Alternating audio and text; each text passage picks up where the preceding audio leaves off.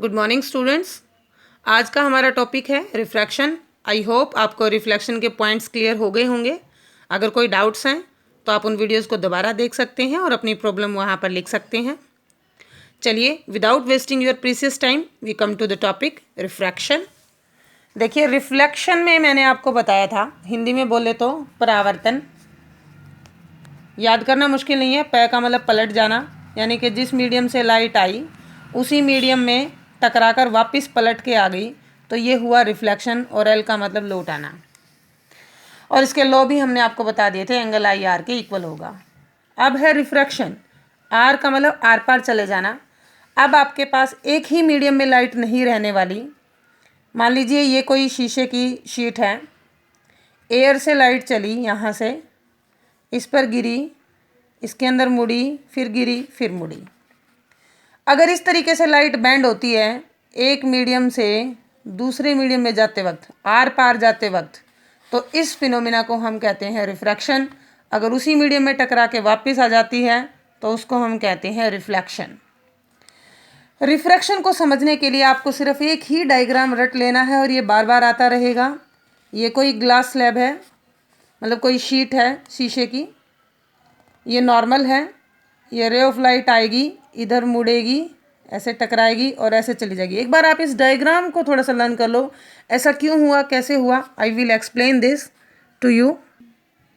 तो यहाँ पर आपने देखा, इस रे डायग्राम को आपको जस्ट एक तरह से क्रैम कर लेना है। रिफ्रैक्शन के टॉपिक में कई जगह ये काम आएगा। अब यहाँ पे देखिए, यहाँ पे एयर है, ये मैंने आपको बताया ग्लास सीट है, और ये फिर से एयर आ गई तो मीडियम बदल गया, एयर से ग्लास में गई, ग्लास से एयर में गई। मीडियम के बारे में बताएंगे, रेयर डेंसर के भी बताएंगे। एक बार आप इस टॉपिक को थोड़ा सा यहाँ से समझने की कोशिश कीजिए। रे ऑफ लाइट एयर में चल रही थी ऐसे सीधी, अगर ये ग्लास शीट नहीं मिलती तो ये बिल्कुल सीधी चल रही होती, लेकिन जैसे ये ग्लास के पॉइंट पर गिरी ये मुड़ गई। और अगर ये ग्लास स्लैब वापस, ये रे ऑफ लाइट ग्लास में ही चलती रहती, एयर में नहीं आती, तो ये बिल्कुल सीधी यूँ चलती, लेकिन जैसे ही एयर में आई ये ऐसे दूर चली गई। इस प्रिंसिपल को भी हम पढ़ेंगे। एक बार मैं एक छोटी सी फिनोमिना आपको दिखाना चाहती हूँ। जैसे look at my finger and you observe the thickness of it. Now I am having a glass having water in it. तो देखिए, यहाँ पर आपके पास दो मीडियम है, यहाँ एयर है, ये ग्लास है और इसके अंदर पानी है। Look at the thickness of my finger. ये एकदम से इतनी बढ़ जाती है। This is the example of refraction. ये डेली लाइफ में ऐसी बहुत सारी एक्टिविटीज़ हम देख सकते हैं। ये थिकनेस क्यों बढ़ी, इस लाइट के आने जाने की वजह से, अपना रास्ता ट्रेस करने की वजह से। अब एक बार हम मीडियम के बारे में स्टडी कर लेते हैं। मीडियम क्या है? मीडियम एक्चुअली कोई भी मैटर होगा, कोई भी सब्सटेंस होगा, कोई भी you can say air, gaseous, solid, कैसा भी जिसमें लाइट ट्रेवल करेगी। ओके, अब ये दो तरह का होगा आपके पास, एक रेयरर और एक डेंसर। अपनी भाषा में बोलें तो रेयरर बिल्कुल विरल, जिसके कण बहुत दूर दूर हों, और डेंसर बिल्कुल सघन, जिसके पार्टिकल बिल्कुल पास पास हों। अगर पार्टिकल का अरेंजमेंट क्लोज क्लोज है तो डेंसर है, अगर पार्टिकल का अरेंजमेंट दूर दूर है तो रेयरर है। आप सॉलिड लिक्विड गैस से इसको कंपेयर करके समझ सकते हैं। जैसे मैं कहूँ वाटर और हनी, तो वाटर के कंपैरिजन हनी ज़्यादा विस्कस है, उसके पार्टिकल ज़्यादा क्लोजर हैं, तो ये डेंसर होगा और ये रेयरर होगा। मैं कहूँ ग्लास, वाटर एंड एयर, तो इनमें सबसे ज़्यादा डेंसर ग्लास है, फिर उससे कम डेंस वाटर है, और सबसे कम डेंस यानी कि सबसे रेयरर एयर है। लेकिन पर्टिकुलरली हम ऐसे एक्सप्लेन नहीं कर सकते। हमारे लिए कोई मीडियम को एक्सप्लेन करने की एक टर्म है रिफ्रैक्टिव इंडेक्स।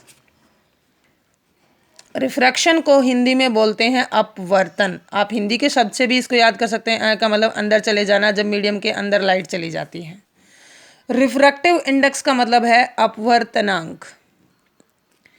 इसको देखिए एक बार कट करके, यानी कि ऐसा अंक जो हमें अपवर्तन के बारे में बताए, ऐसी वैल्यू जो हमें ये बताएगी कौन मीडियम रेयरर है, कौन ज़्यादा डेंसर है। इसका ज़्यादा डेरिवेशन आपके सिलेबस में नहीं है, just you have to learn the formula. किसी बुक में इसको एन से रिप्रेजेंट कर रखा होगा, किसी में इसको म्यू से।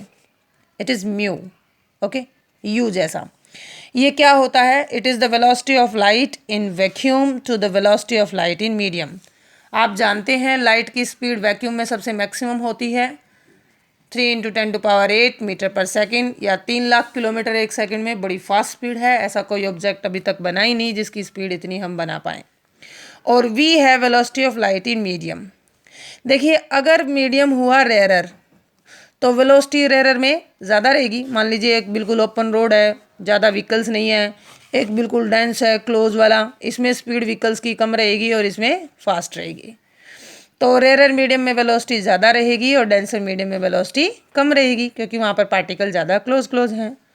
अगर मैं रेयरर मीडियम लेती हूँ तो velocity of rarer is less than velocity of denser, so mu of r, अगर देखो ये ज़्यादा है तो ये कम हो जाएगा, इन्वर्सली प्रोपोर्शनल है ना।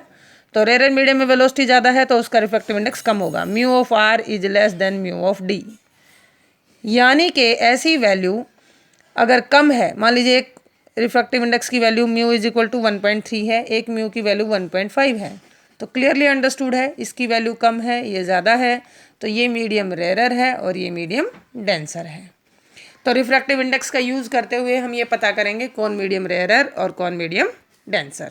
Is it clear to you? Okay, now refraction का जो लॉ है वो कैसे हम स्टडी करेंगे, उसी डायग्राम को एक बार लर्न कीजिए। क्या होता है, ये रे यहाँ से आई किसी सोर्स से, सरफेस पे गिरी, मैंने एक नॉर्मल ड्रॉ करा, ये एंगल ऑफ इंसिडेंस हो गया। अब देखिए ये एयर है और ये ग्लास है, तो यहाँ पर रिफ्रैक्टिव इंडेक्स कम और यहाँ पे रिफ्रैक्टिव इंडेक्स ज़्यादा होगा। डेंसर में स्पीड कम होती है इसलिए थोड़ा सा नॉर्मल की तरफ मुड़ जाती है और फिर अब इस मीडियम में बिल्कुल सीधी चलेगी। ये एंगल ऑफ आर हो गया, एंगल ऑफ रिफ्रैक्शन। जैसे ही रे ऑफ लाइट ग्लास से एयर में आएगी वापस नॉर्मल से दूर चली जाएगी। अगर सपोज ये ग्लास सीट नहीं होती तो ये इंसिडेंट रे बिल्कुल सीधी यहाँ गई होती, लेकिन हमारी रे ऑफ लाइट गई यहाँ और ये डिस्प्लेसमेंट इसके अंदर लेटरल डिस्प्लेसमेंट बोलते हैं दिखेगा हमें। अब यहीं से हम बनाएंगे लॉ। पहला लॉ कि इंसिडेंट रे नॉर्मल और refracted will lie in same plane, जो रिफ्लेक्शन वाले में था। Second, when the ray of light travel from rarer to denser it will bend toward the normal and denser to rarer it will move away the normal. इस diagram को अगर आप याद कर लेते हो अपने आप ही बना लोगे लो। Rarer to denser bend toward the normal, denser to rarer away the normal. और शॉर्ट फॉर्म में मैं बताऊं आपको तो R D T D R A, ये दो शब्द याद कर लो जैसे मैंने आपको रिवे बताया था। R D T D R A क्या कहता है, rarer to denser toward the normal, denser to rarer away the normal. Second law of reflection में एक और नई बात निकल कर आती है जिसको हम कहते हैं स्नेल्स लॉ। ये स्नेल ने दिया था लॉ ऑफ रिफ्रैक्शन।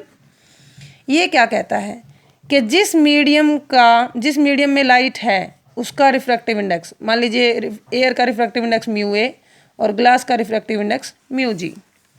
जिस मीडियम में लाइट है उसका रिफ्रैक्टिव इंडेक्स इनटू उसके एंगल का sine, mu A into air में कौन सा एंगल है आई, इस एंगल का sine will always remain a constant. अब दूसरे मीडियम का लिखो, दूसरे मीडियम का refractive index mu G into इस मीडियम में एंगल कितना है R, sine R is equal to constant. इन दोनों को इक्वलाइज कर दो, mu A sine I is equal to mu ji sine R. यहाँ से आप देखेंगे sine I upon sine R is equal to mu G upon mu A, और आप इसको लिख सकते हैं ए म्यू जी। ये बात बड़ी अच्छी है। यहाँ पे म्यू आओगा आपका रिलेटिव रिफ्रैक्टिव इंडेक्स। ये म्यू जी अपॉन म्यू ए को मैंने ए म्यू जी क्यों लिख दिया, ये एक नोटेशन है। ए म्यू जी का मतलब है light is travelling from air to glass, air to glass जा रही थी तब हमारा ये था साइन आई अपॉन साइन आर। अगर मैं यहाँ पर देखूँ तो लाइट जा रही है ग्लास टू एयर, तो हो जाएगा जी म्यू ए, तो ये हो जाएगा mu a upon mu g, और ये हो जाएगा sine r upon sine i. Okay, I hope आपको स्नेल्स लॉ क्लियर हो गया होगा। इसको बार बार देखें, समझें, बुक में से ज़रूर कंसल्ट करें और अपने नोट्स बनाएं, अपनी अच्छे से तैयारी करें। Thanks for watching. इसको लाइक शेयर एंड सब्सक्राइब जरूर करें। Thank you.